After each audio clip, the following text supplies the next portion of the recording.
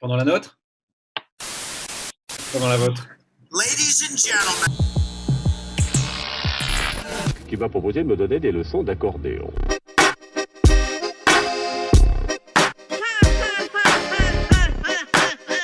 Soit pas. Tu peux marcher la tête haute, préviens tes apôtres. Ici, Londres.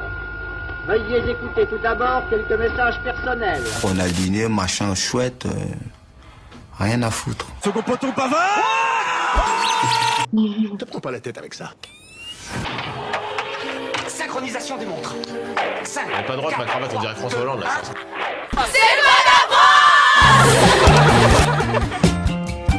Bonjour, bienvenue dans Radio C'est quoi ta France. Je suis très content de vous retrouver aujourd'hui. Un invité d'honneur, un invité spécial, Guillaume Meurice, celui qui est né avec un micro dans la main. Peut-être un micro d'argent, on ne sait pas. En tout cas, il a un succès formidable. Tout le monde le connaît. J'ai même pas besoin de présenter l'invité, même si on le fera évidemment parce que c'est la coutume. Bienvenue Guillaume dans Radio C'est quoi ta France. Merci à vous les amis. On est très content de te retrouver. On va faire un petit focus sur toi. Et puis ensuite, forcément, vu qu'on s'est incrusté chez toi, oui, forcément, Radio C'est quoi ta France, vous reprendrez bien une Corona. On a fait ce format toutes les semaines pour pouvoir vous aider à tenir pendant cette période compliquée du confinement. On revient tout de suite pour présenter Guillaume Meurice. Vous êtes ici parce que vous êtes les meilleurs parmi les meilleurs. Nous avons besoin de l'un d'entre vous, mais un seul. Et oui, cette semaine, on s'est incrusté chez Guillaume Meurice, celui qui a un succès phénoménal sur France Inter. Comment il va, Guillaume Meurice, pendant cette période de confinement ? Ça va, c'est long quand même ces conneries là. Mais ça va, les gens me manquent parce que c'est vrai que j'ai pour habitude d'aller emmerder les gens dans la rue, à l'assemblée, sur les salons professionnels. Donc là, je t'avoue que je tourne un petit peu en rond chez moi. Du coup, j'ai trouvé une astuce pour la radio, je demande aux gens de m'envoyer des conneries. Ah bah écoute, on va en partager quelques-unes dans cette émission. Tu m'en as envoyé aussi, donc on partagera ça avec les auditeurs un peu plus tard dans l'émission. En tout cas, c'est vrai que le succès de ta chronique sur Inter est basé sur le fait que tu vas faire des micro-trottoirs, tu vas dans des lieux où tu vas prendre les réactions des Français pour les pinguer sur des sujets. Donc c'est vrai que ça a dû demander, j'imagine, de repenser un petit peu les choses. Tu as choisi le mash-up du happiness management et j'ai envie de savoir pourquoi.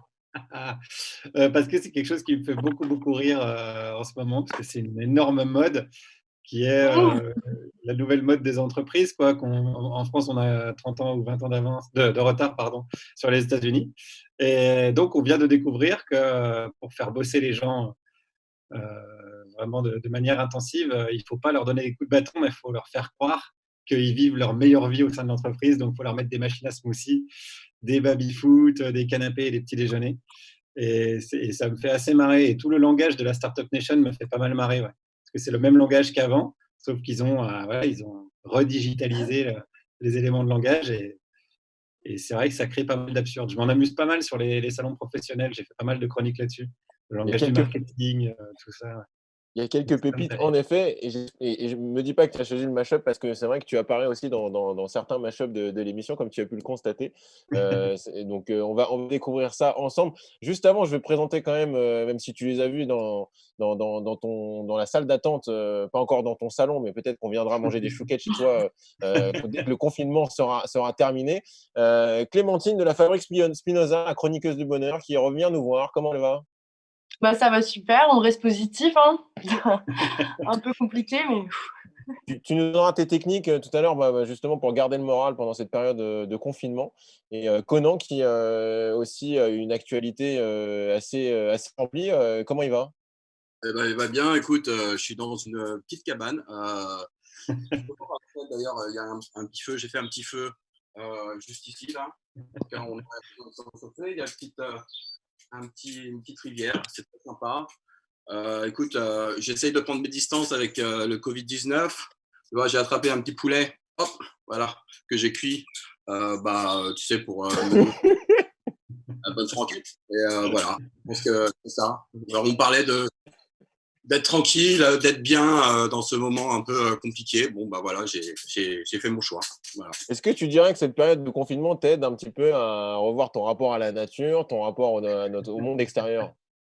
Effectivement, je parle avec moi-même, donc du coup, je me retrouve finalement. Et puis, c'est des bons moments, hein, finalement, si on est bien avec soi-même. Et est-ce que tu te déçois quand tu te retrouves? Je me déçois au lit, particulièrement. Bon, tu sais, il y a ce gars-là, le roi de Thaïlande qui est parti en Autriche avec son harem. Et finalement, moi, j'ai ma main gauche, ma main droite, tu vois, t'alternes, tu vois. Finalement, moi aussi, je sais. T'es bien entouré. Et non, je passe finalement du bon temps. Ouais, ça va. Pendant que tu finis ton poulet, on va passer le mash-up, mon vieux, et puis on revient tout de suite pour en discuter avec Guillaume Meurice. À tout de suite.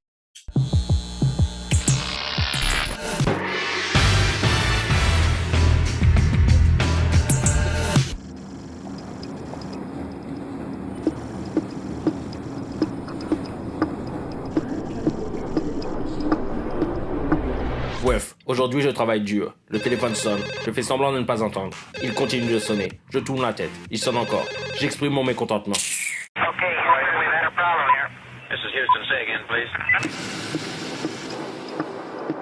They came up with some very simple things. Let's tell the truth. Let's be fair. Let's keep our promises. Let's respect the individual. And let's encourage intellectual curiosity. Au début des années 2010, certaines startups de la Silicon Valley ont estimé que des distributeurs de M&M's et des murs d'escalade étaient nécessaires au bien-être de leurs employés. L'arrivée de ces nouveaux gadgets dans les entreprises a un nom, le Happiness Management. J'ai des places pour Julien Doré ce soir, ça te dit de venir avec moi? Ah ouais, canon. Mais attends, j'ai tous ces comptes rendus là bouclés, mais si j'y arrive, ouais, avec plaisir, ouais. Certaines entreprises ont même carrément proposé des toboggans, des vacances illimitées, des salles de sport privées ou même des séances de Botox à prix réduit. Vous vous en doutez, tout ça n'est pas vraiment fait pour rendre les gens heureux, mais plutôt pour les rendre plus productifs. Selon une étude réalisée en 2014, se sentir heureux au travail augmenterait notre productivité de 12%. Ma journée type, c'est arriver à 8h, à 8h30, première réunion, ensuite 1 à 2 réunions projet. Donc dans la journée, on va enchaîner 4, 5, 6 réunions, et puis un reporting, un mail synthèse de chacune de ces réunions pour dire ce qui s'est dit pendant ces réunions. On se dit, mais comment ça sera dans 6 mois? Et en fait, dans 6 mois, ça sera exactement la même chose, parce que c'est comme ça que ça fonctionne. Il y a un nom pour cela, les bullshit jobs, ou métiers à la con.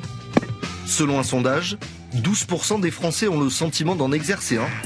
C'est peut-être parce que ça ne répond pas réellement à ce que l'on recherche dans le travail, le sens. Avant la révolution industrielle, beaucoup de métiers pouvaient donner du sens à la vie en tant qu'artisan ou agriculteur par exemple. Ces métiers ont du sens parce qu'on produit quelque chose qui aide tout le monde. Je pensais que le travail c'était la santé et paf, j'ai fait une dépression. Alors la dépression c'est quand tous les jours ça va comme un lundi. Ouais Lucie, comment ça va? Bah comme un lundi, sauf que ballot, c'est vendredi.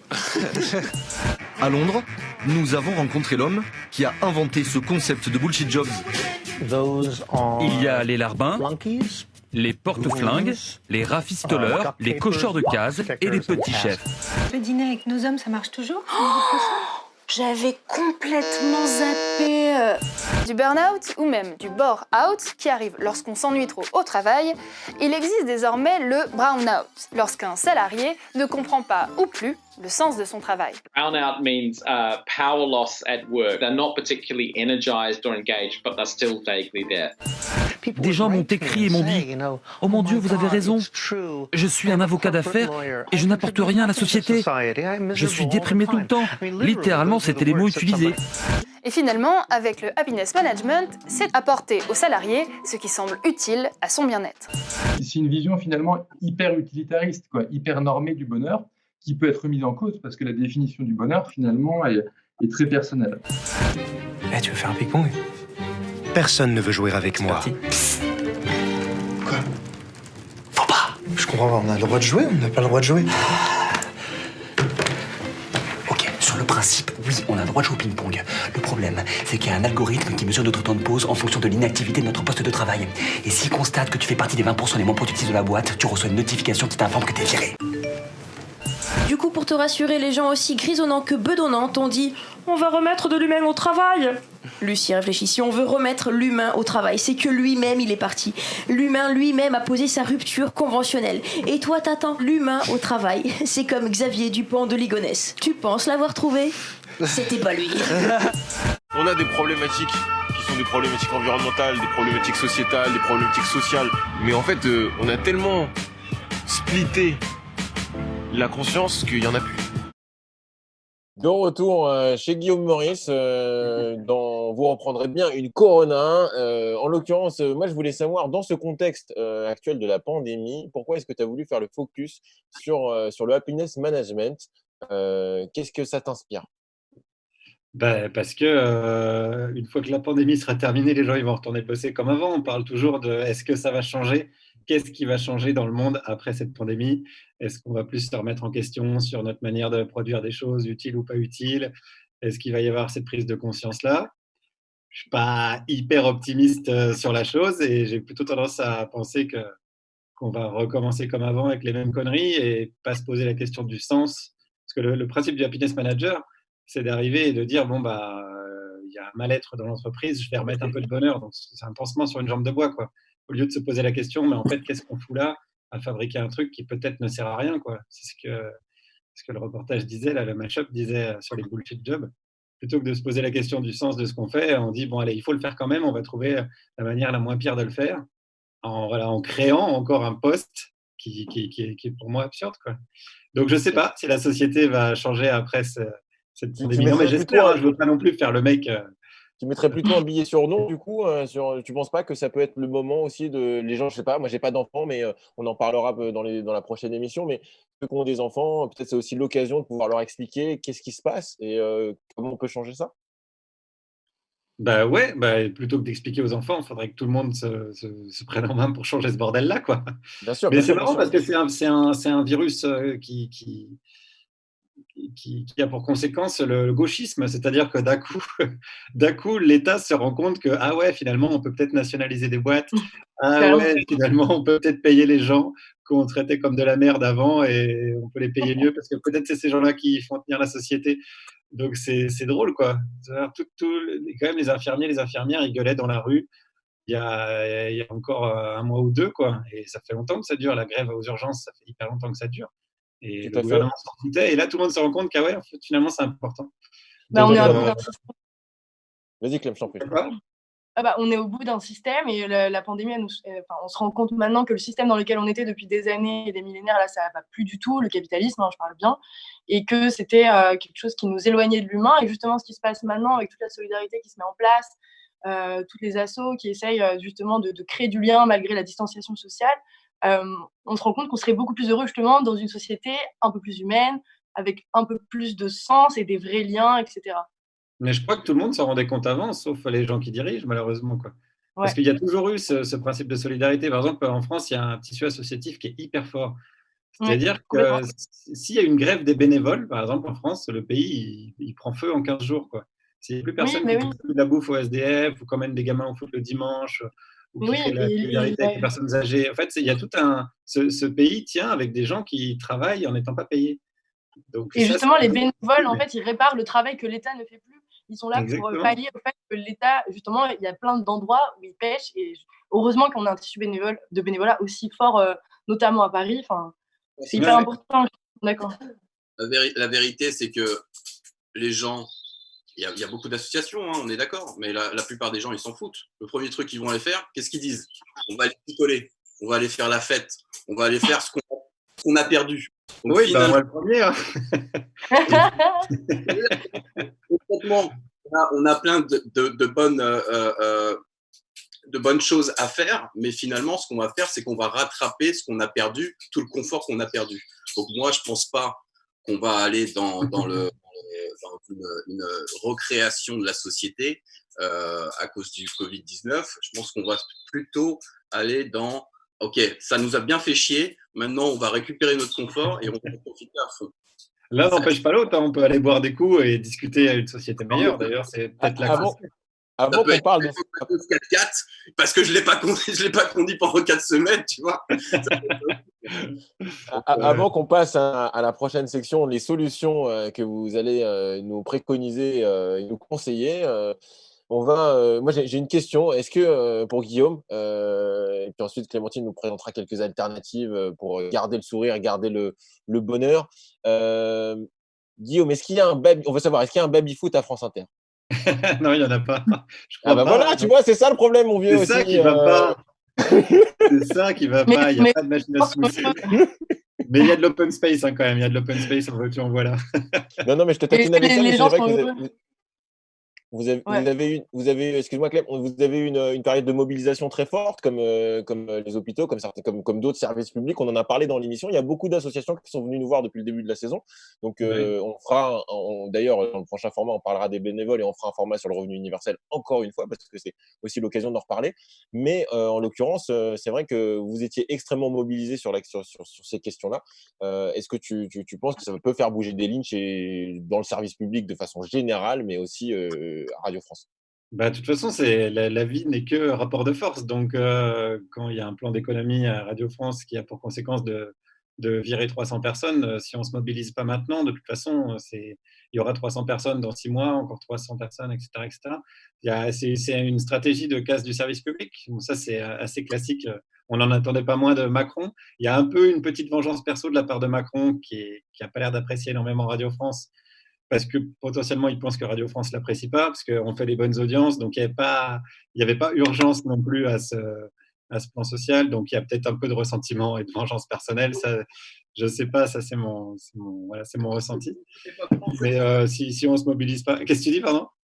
Est-ce que vous ne recrutez pas français? À France Inter, il n'y a que des Belges et des Suisses. Merde. C'est vrai, maintenant, c'est de la main-d'œuvre étrangère. C'est le grand remplacement, je suis bien d'accord avec toi. En tout cas, Guillaume, si un jour tu veux venir avec nous, tu es le bienvenu. On va te préparer ton mug et tes chouquettes. Tu es bienvenu dans C'est quoi ta France. Il y a un baby-foot ou pas? Il n'y a pas de baby-foot à la radio, mais peut-être qu'on va y penser. En tout cas, on y réfléchira. Avant ça, il n'y a pas de baby-foot, mais on va passer à la section suivante, les solutions. Qu'est-ce que vous allez faire quand vous allez sortir d'ici?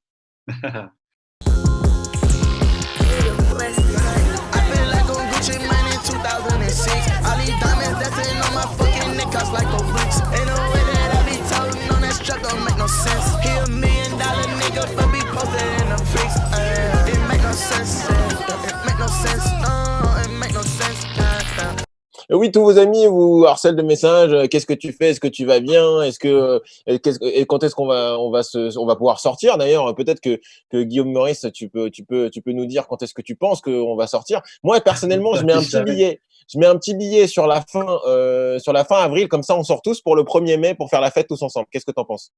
Franchement, j'aimerais bien, ouais, carrément. Ça, c'est la version optimiste de la chose. Ouais. Non, c'est un peu chaotique cette pandémie. Je crois que personne ne sait, en fait. Ce qui est marrant, c'est les gens qui font des conjectures sur Internet et qui disent non, mais si, j'ai calculé que si, avec la courbe de l'Italie, c'est marrant.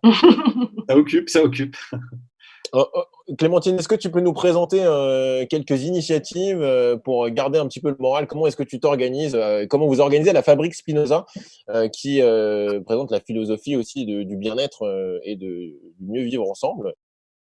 Qu'est-ce qu'on a fait? Nous, on a fait plusieurs newsletters qu'on a envoyés à nos abonnés pour justement leur donner plein de petits tips et de bonnes idées pour rester positif, rester dans le bonheur. Ce qu'on fait, donc, c'est sur notre Instagram, on donne tous les jours des outils de psychologie positive pour rester heureux. Donc, ça va être essayer de ressentir de la gratitude, essayer de méditer, faire du yoga. En fait, il faut se prendre en main. C'est sûr, il ne faut pas rester dans la déprime toute la journée. Et ensuite, ce qui est heureusement, c'est qu'il fleurit en fait sur Internet, via les réseaux, etc.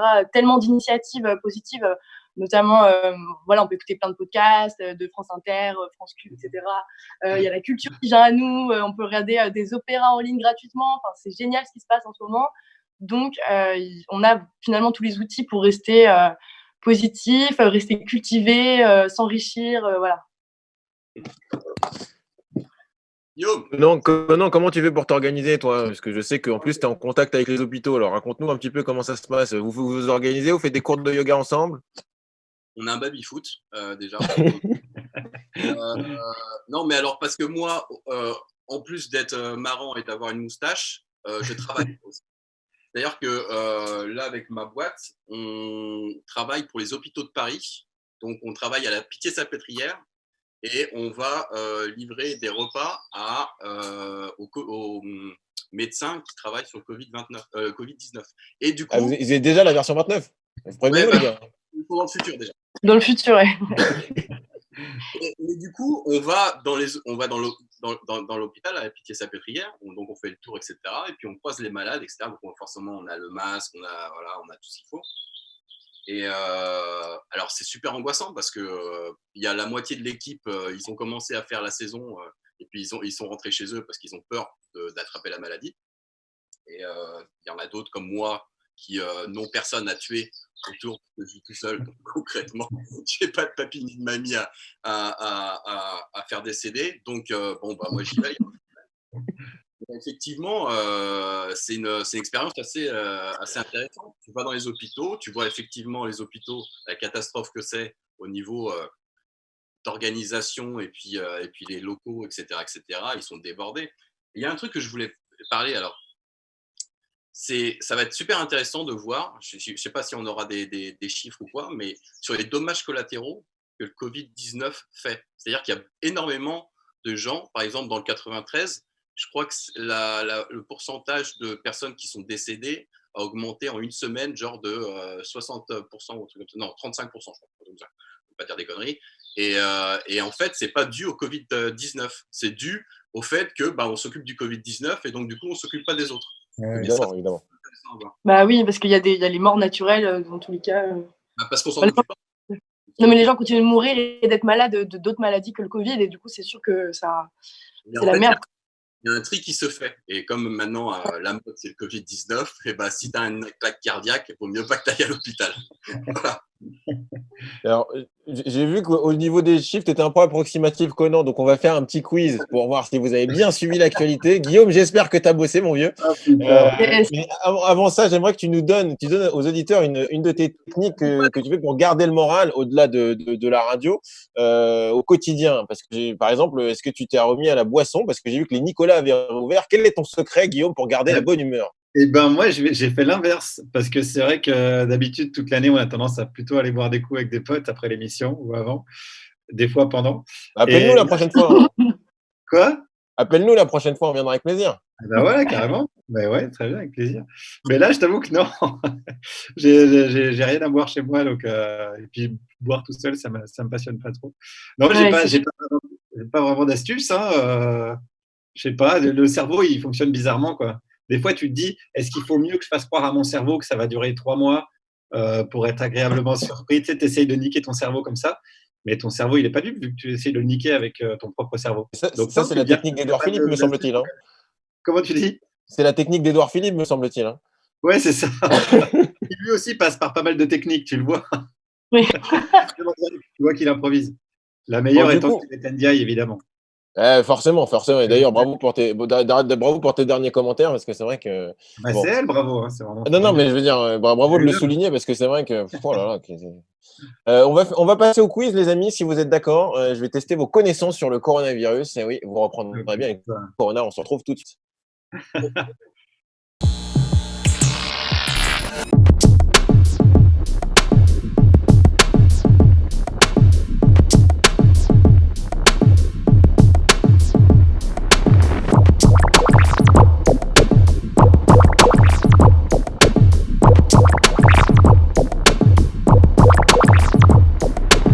Parce qu'on est en distanciel, mais ça ne nous empêche pas de continuer cette rubrique que vous adorez tant. Alors, forcément, vous êtes chacun pour vous. Eh bien oui, vous reprendrez bien les Corona, chacun pour soi, les gars. Hein, comme dans Walking Dead, hein, chacun se démerde. Du coup, donc si vous gagnez, je vous offre une petite vidéo à vous passer. Donc du coup, forcément, c'est le plus rapide. Hein. Ok. On va laisser gagner Guillaume, c'est ça que vous avez dit avant ou pas? Ouais. Non. Ah non, c'est pas ça.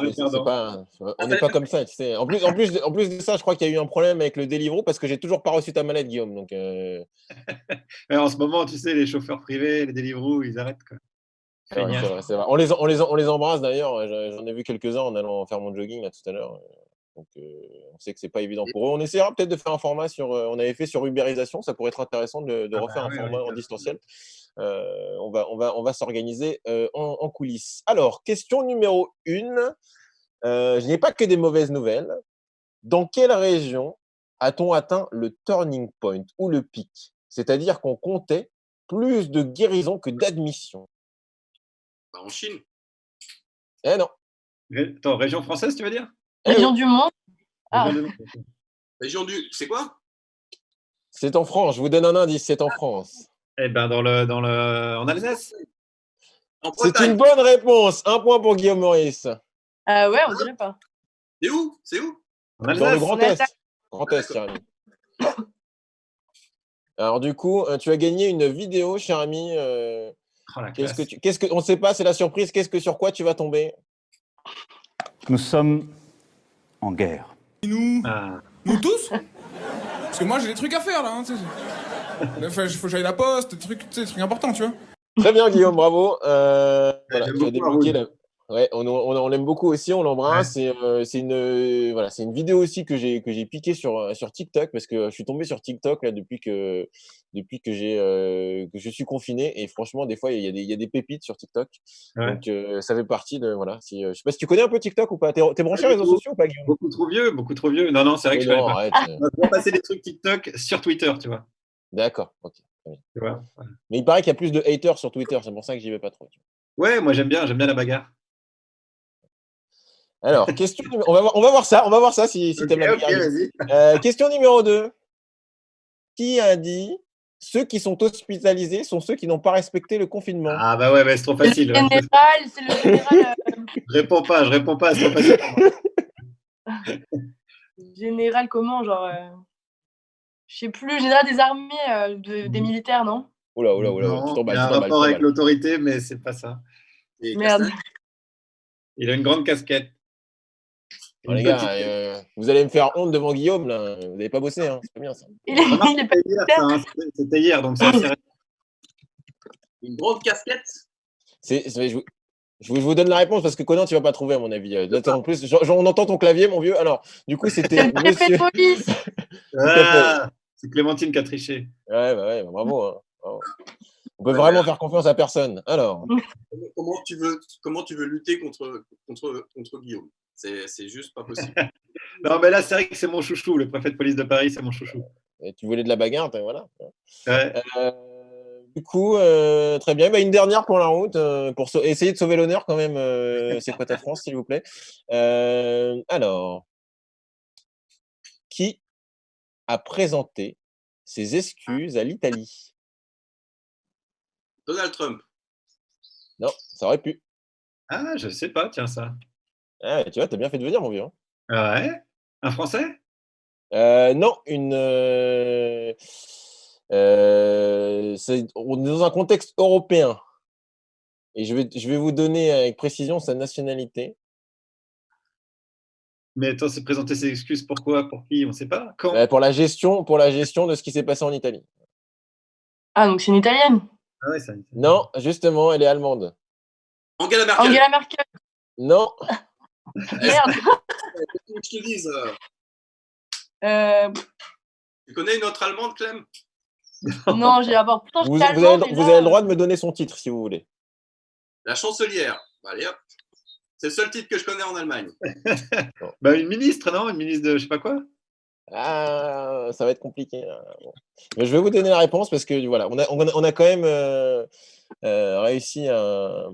Alors, c'est Ursula von der Leyen, si je le prononce, bien, c'est la présidente de la Commission européenne, parce que du coup, sur toute la gestion des masques, sur toute la gestion des masques, ça a été un peu compliqué au niveau européen. D'ailleurs, qu'est-ce que tu en penses, Guillaume, là, parce qu'on parle beaucoup de ce qui se passe en France, on parle aussi beaucoup de ce qui se passe dans le monde.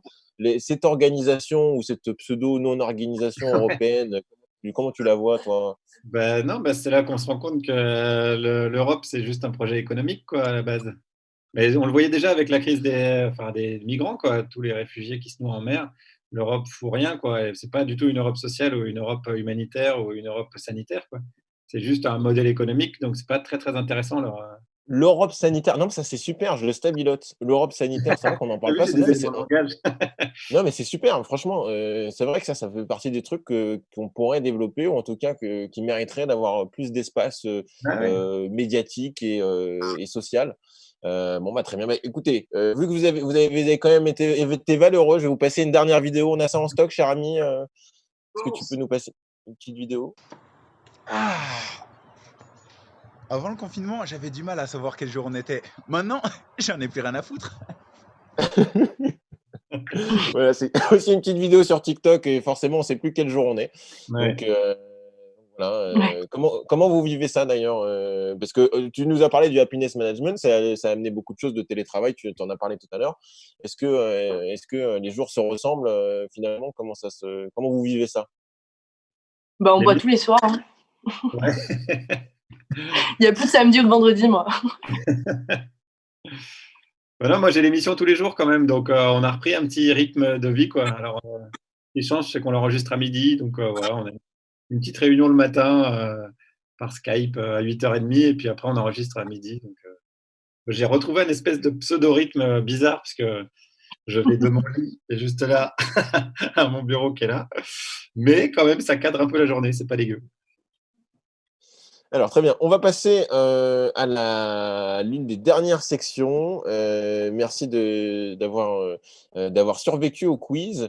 On va passer le petit jingle. Je fais un petit changement. Le petit jingle Carla. Parce qu'en fait, dans l'émission, Guillaume, figure-toi qu'on a décidé de faire une petite chaîne. C'est-à-dire que l'invité précédent pose une question au suivant, etc., etc. Et donc, du coup, c'est présenté par, dans la section. Vous reprendrez bien une Corona. On se revient tout de suite. Je te laisserai réfléchir après le jingle. Tu nous dis, tu vas nous répondre et tu auras l'occasion de réfléchir à une autre question pour notre prochain invité. Ok, pas de problème. 2006. All these diamonds dancing on my fucking neck, cost like 4 bricks. Ain't no way that I be talking on that strap, don't make no sense. He $1 million nigga, but be posted in the bricks. It make no sense, it make no sense, it make no sense, make no sense. Pour ceux qui n'ont pas la vidéo, c'était Carla Bruni qui faisait de la promotion pour le coronavirus. Je ne sais pas si vous avez vu passer cette vidéo, qui est excellente. Donc du coup, la question qui a été posée par Maxime Ross la semaine dernière de Revinax, en fait, il a inventé, pour te présenter l'invité, il a inventé un système qui permet aux étudiants infirmiers de suivre des tutos pendant cette période de pandémie. Voilà, donc il se sert du numérique pour aider les étudiants à être plus opérationnels. Et il t'a posé la question suivante, est-ce que tu penses que quand on va sortir, du coup, les gens vont être plutôt en mode faire la fête, ou est-ce qu'on va être plutôt en mode faire la gueule? On est plus dans quel... Mais c'est parti pour être pas une sortie collective intégrale du jour au lendemain, non? Je crois qu'ils veulent quand même un peu gérer le déconfinement par région et par tranche d'âge, si j'ai bien suivi. Donc, c'est ce que j'ai entendu aussi, oui. C'est possible que tout le monde ne se retrouve pas sur les Champs-Élysées en un quart d'heure, quoi. On a un peu ça en tête, on a envie de se dire, bon allez, il va y avoir un top départ, tout le monde sort de chez lui et tout le monde s'embrasse. Et ça risque de ne pas se passer comme ça. Ça fait bien peur, j'aimerais bien, tu vois. Et puis il n'y aura pas de rassemblement. Et ouais, en plus, il n'y aura pas de rassemblement, donc tout le monde va être avec son masque.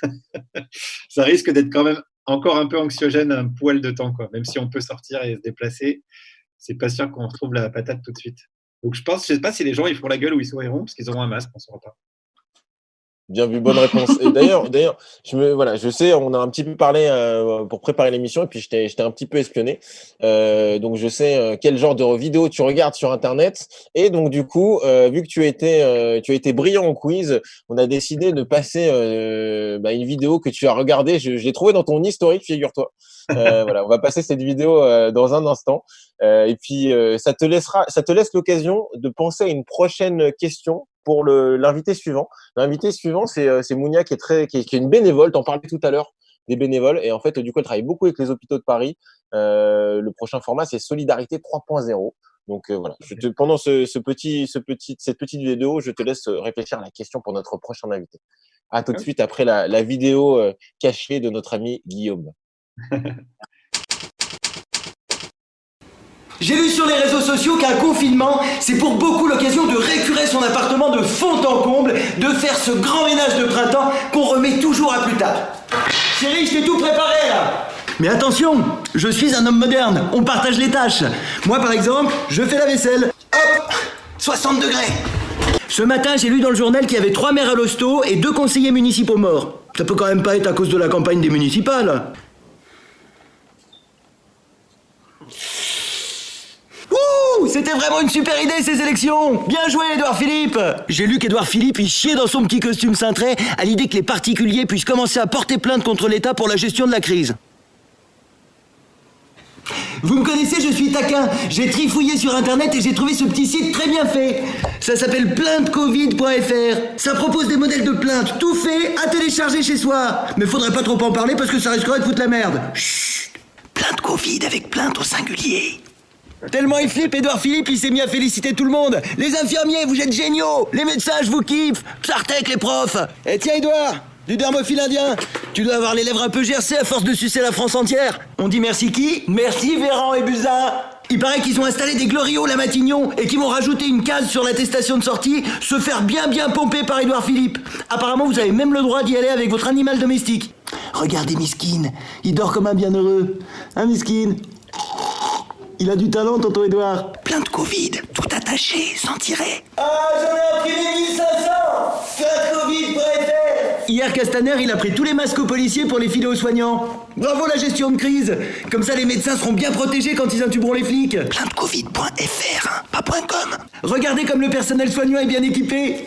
Des sacs poubelles! Ça, c'est astucieux! Surtout ne les jetez pas, on les utilisera pour ranger Christophe dedans quand on sortira. Oh, dis donc, un modèle de plainte destiné aux soignants.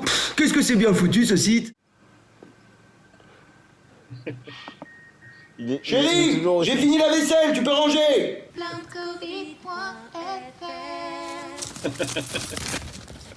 Prenez soin de vous! Prenez soin de vous, en effet. Merci Guillaume de nous avoir partagé cette vidéo de Pierre-Emmanuel Barré, toujours aussi talentueux, toujours aussi corrosif.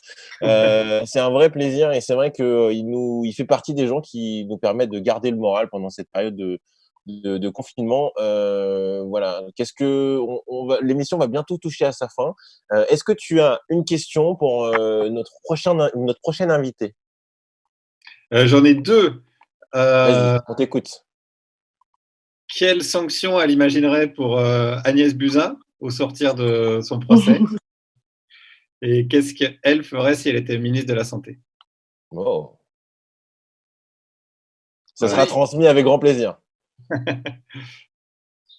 Du coup, qu'est-ce qu'on peut te souhaiter pour la suite, Guillaume? Merci beaucoup de nous avoir fait l'amitié d'être là. Qu'on puisse retourner boire des coups et créer un monde meilleur le plus vite possible. Il n'y a que ça qu'on peut souhaiter pour l'instant. Et puis en attendant, on continue à vous amuser. Hein. Continuer à faire de la radio. C'est cool la radio. Bah oui, mais tu fais ça très bien. On va te suivre aussi. J'espère que on pourra sortir vite, comme ça on pourra aussi venir te voir parce que du coup tu as aussi des dates de spectacle. Ouais. Donc moi j'ai pas encore eu l'occasion de le faire, mais je viendrai te voir. Voilà. Avec plaisir les gars. On mangera des chouquettes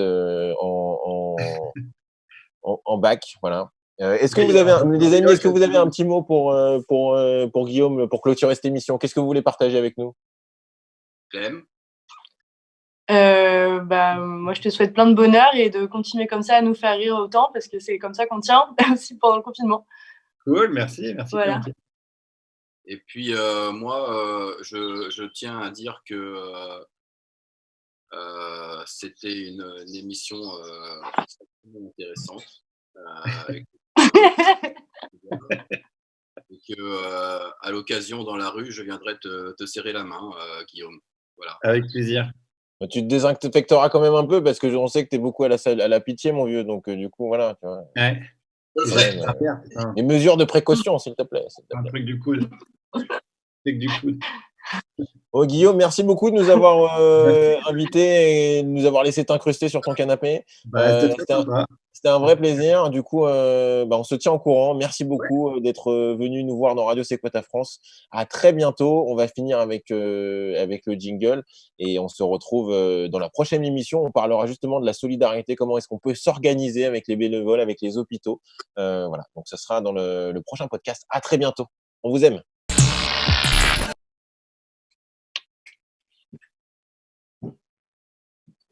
Impeccable. Voilà, c'est une affaire qui roule. Très cool, les amis. Nickel. Bravo à vous. Merci à toi d'être venu. Ouais, j'ai fait de la route. Hein. D'habitude, vous enregistrez où? J'ai vu, vous avez un plateau et tout, non? Oui, on est dans le 14e chez VL Média, à côté de d'Enfer Rochereau.